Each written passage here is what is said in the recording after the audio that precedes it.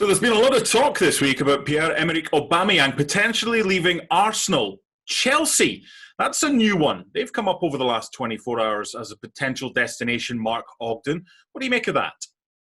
Well, Chelsea need a striker. I don't think Olivier Giroud will be there beyond the end of the season, whenever that is.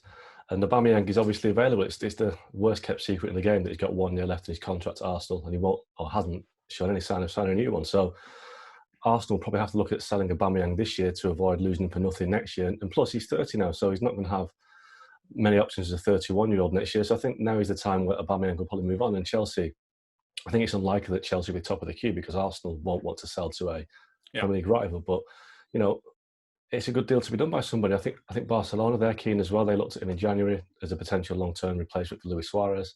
But as it stands, he stayed, and I think Aubameyang's in quite a strong position.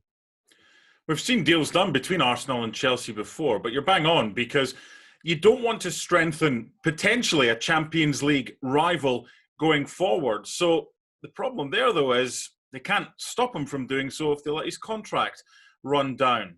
What's going to happen?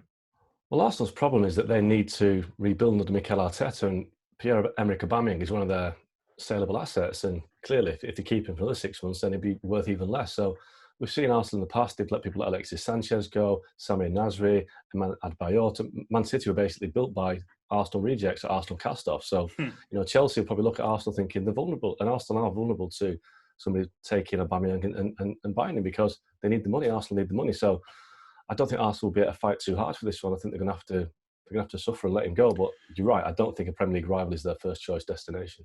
Can we look bigger picture at this? Because Alexis Sanchez and Mesut Ozil, they made a mess of that. They ended up overpaying to keep Mesut Ozil with regards to his wages. Now, they've not had the best last couple of years with regards to Aubameyang trying to get him to sign a new contract.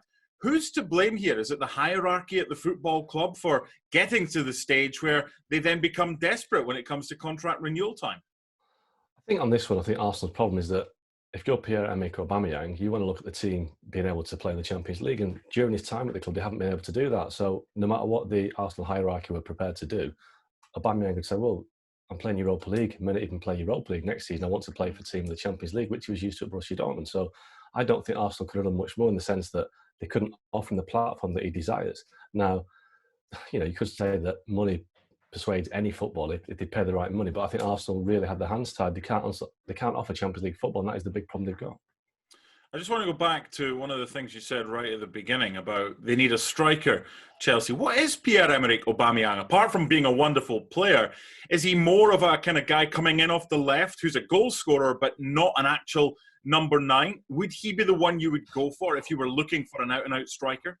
Yeah, I don't think he's a number 9. He's not, Chelsea's classic number 9 is Didier Drogba, Diego Costa, people like that. He's not one of those, but he's a goal scorer. And again, he's one of the top scorers in the Premier League this season. He was last season. So you buy goals, and that, for me, is the basics. We'd all take him in our team. Will he end up at Chelsea? Only time will tell.